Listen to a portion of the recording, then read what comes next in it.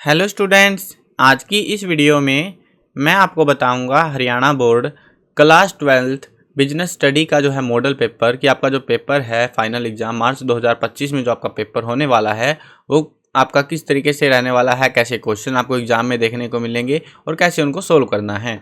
शुरू करते हैं वीडियो को। मैं हूं अजय और आप देख रहे हैं CCL चैप्टर। लेकिन वीडियो शुरू करने से पहले आपको बता दूं, अगर आपको हरियाणा बोर्ड क्लास 12 के किसी भी सब्जेक्ट के model paper, old question paper या इंपॉर्टेंट क्वेश्चंस की वीडियो देखनी है, डिस्क्रिप्शन में प्लेलिस्ट का लिंक है, वहां से देख सकते हो। उसके अलावा डिस्क्रिप्शन में आपको एक वेबसाइट का लिंक भी मिलेगा। गूगल पर जाना है और ये नाम सर्च कर लेना है या फिर डिस्क्रिप्शन में भी लिंक मिल जाएगा cclchapter.com। इस वाली वेबसाइट पर आपको हरियाणा बोर्ड के लिए जो पेपर्स वगैरह है, सैम्पल पेपर है, आंसर की के साथ में प्रीवियस 10 ईयर के क्वेश्चन पेपर, इंपॉर्टेंट क्वेश्चन वगैरह सब चीज़ें मिलेंगी। और हाँ, हमने जो है इस वेबसाइट पर पेड PDF भी अवेलेबल करा रखी है, जिससे पढ़कर आप एग्जाम में बेहतरीन स्कोर कर सकते हो। अगर आपको PDF परचेज करनी है तो इसी वेबसाइट पर हरियाणा बोर्ड का सेक्शन है, वहीं पर आपको पेड PDF भी परचेज करने का ऑप्शन मिल जाएगा। और परचेज के टाइम पे कूपन यूज कर सकते हो CCL, ताकि आपको जो PDF है वो सस्ती पड़ जाए। अब शुरू करते हैं पेपर को और देखते हैं कि जो पेपर है वो आपका किस तरीके से क्या क्या रहने वाला है, कैसे क्वेश्चन एग्जाम में देखने को मिलेंगे। आपको जो पेपर है उसमें टोटल 35 क्वेश्चन होंगे, 35% होंगे। एक चीज़ मेरे को कमेंट्स में आप सभी स्टूडेंट बताना जरूर से कि आप जो बिजनेस स्टडी है वो हिंदी मीडियम से पढ़ रहे हो या इंग्लिश मीडियम में पढ़ रहे हो, ताकि नेक्स्ट टाइम जो वीडियो बनाएं उसमें जो है हम उन स्टूडेंट्स को कवर कर पाएँ। तो कमेंट्स में बता देना, ठीक है। चलो आगे बढ़ते हैं, क्वेश्चन देखते हैं। वित्त विभाग अध्ययन प्रबंध के किस स्तर पर कार्य करता है? निचला स्तर, उच्च स्तर, मध्य स्तर और या फिर जो है फ्लोर स्टॉप। तो कौन सा स्तर है यहाँ पे? Eight which level of management finance department head works. Finance department का हेड जो है कौन से लेवल पर काम करता है? वो है हमारा मिडल लेवल पर काम करता है।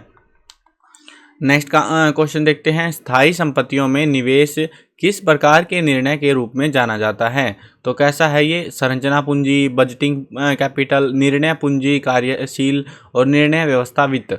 Investment in fixed asset is known as which type of decision. तो कैसा डिसीजन होता है वो? कैपिटल बजटिंग का डिसीजन होता है, बजटिंग कैपिटल वाला, ठीक है। आगे बढ़ते हैं, अगले क्वेश्चन को देखते हैं।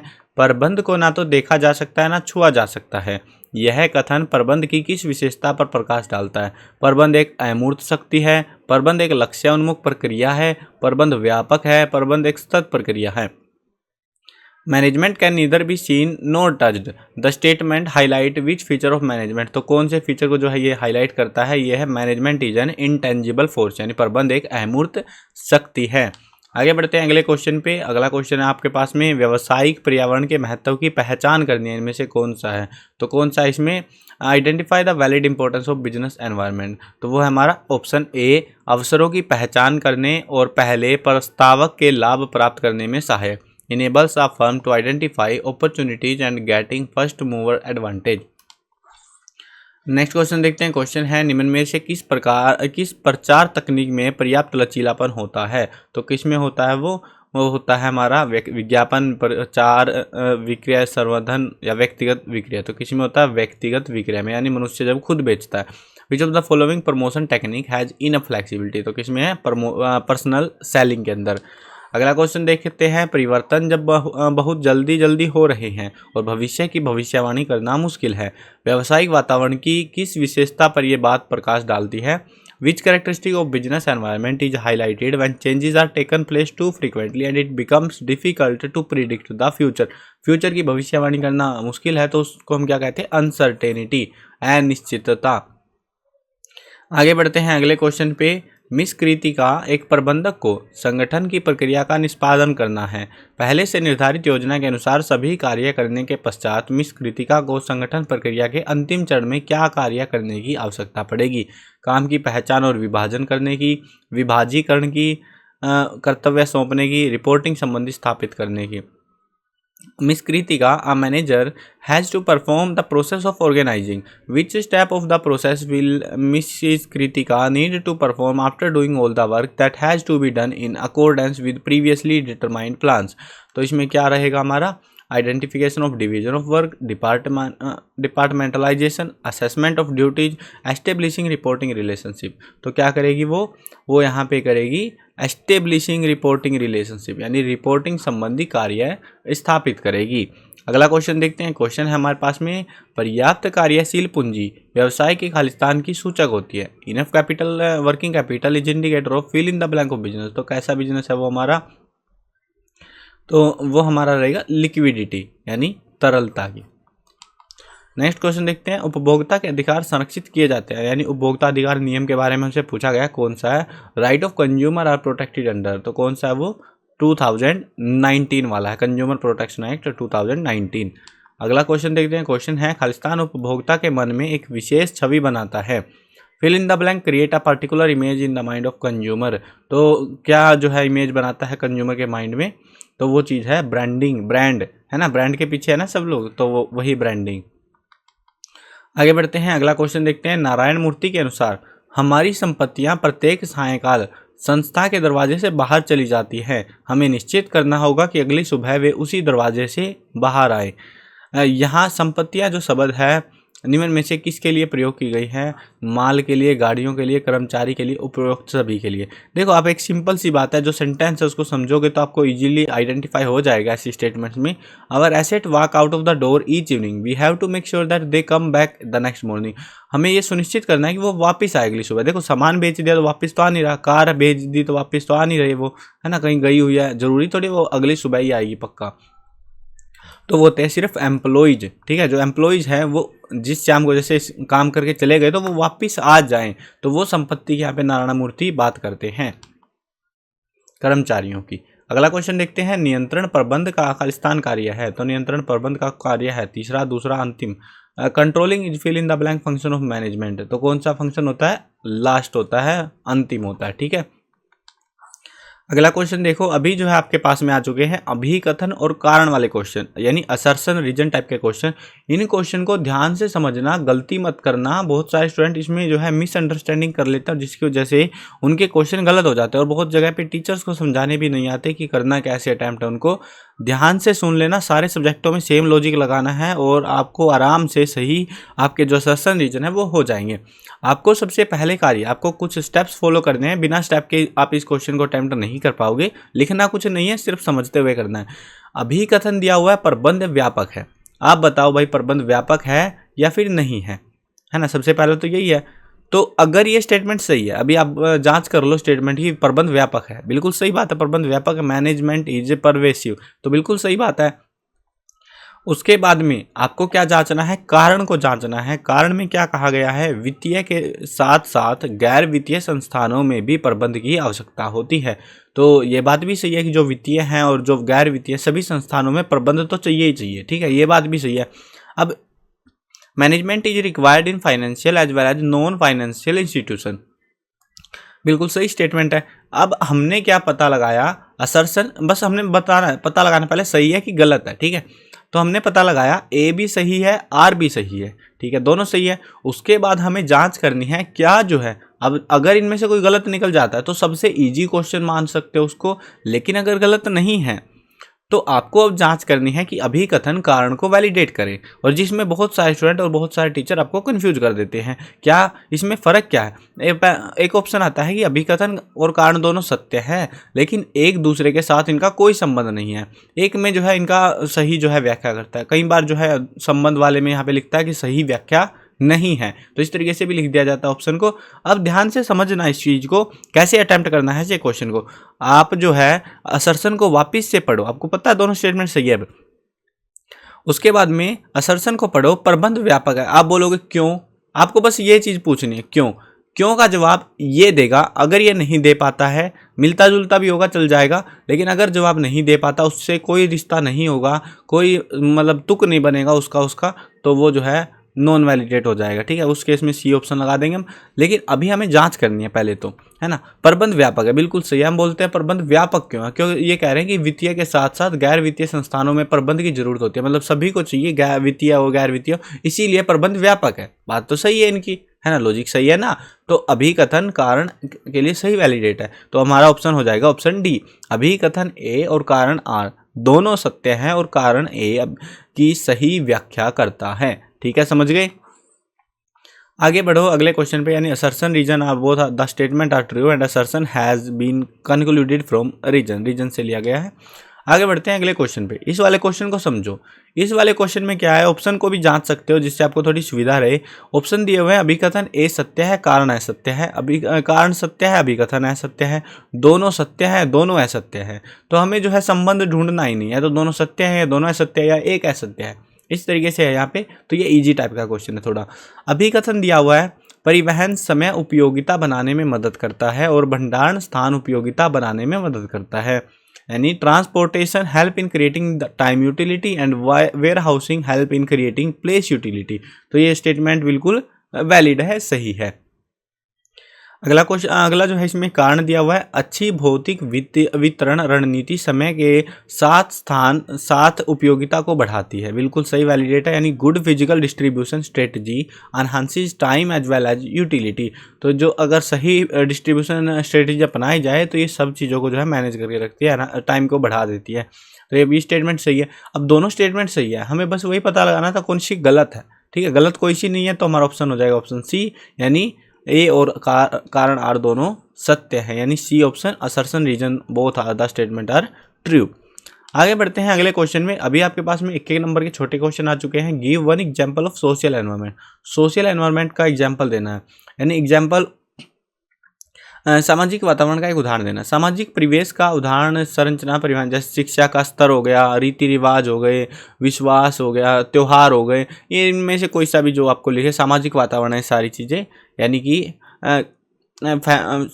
जैसे family composition, level of education, customs, beliefs, festivals. ठीक है, इनमें से कोई सा लिख सकते हो जो इजी लगे आपको, जो भी ध्यान में आए। ऐसी वित्तीय प्रक्रिया का नाम बताइए जो यह सुनिश्चित करे कि धन की उपलब्धता सही समय पर हो। Name the financial activity that ensure availability of funds whenever these are required. तो क्या होती है वो, फाइनेंशियल प्लानिंग, यानी वित्तीय योजना, वित्तीय नियोजन।